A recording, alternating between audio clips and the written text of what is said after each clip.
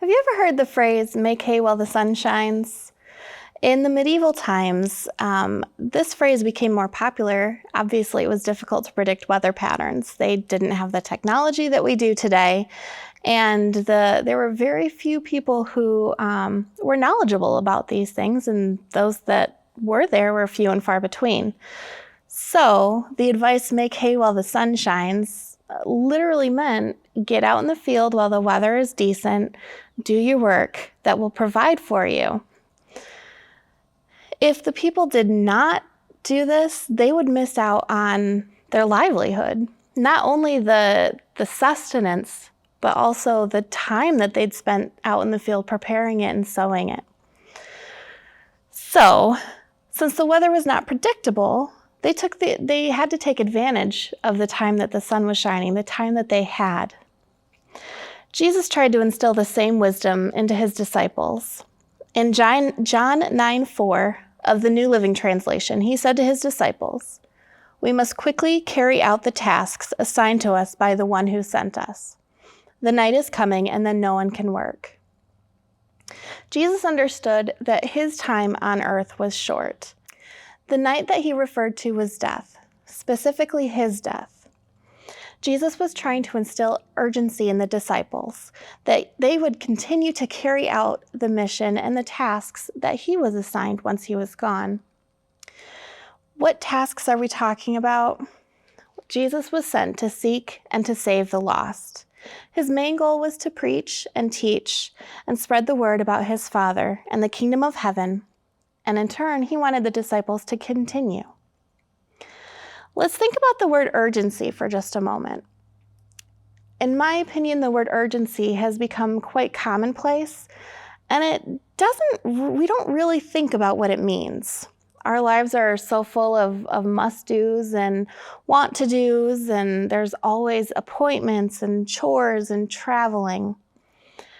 Those things that we deem so urgent, the word kind of loses its power. After a quick Google search, here are a few synonyms for the word urgent: persistence, determination, resolution, and tenacity. Those are strong words. I don't know about you, but if you use those words in John 9:4, for me, it brings more meaning. We must persistently carry out the tasks assigned to us with determination, resolution, and tenacity. The night is coming and no one can work. I know it's just a mind game and wordplay, but I feel like there's such a higher importance on these words.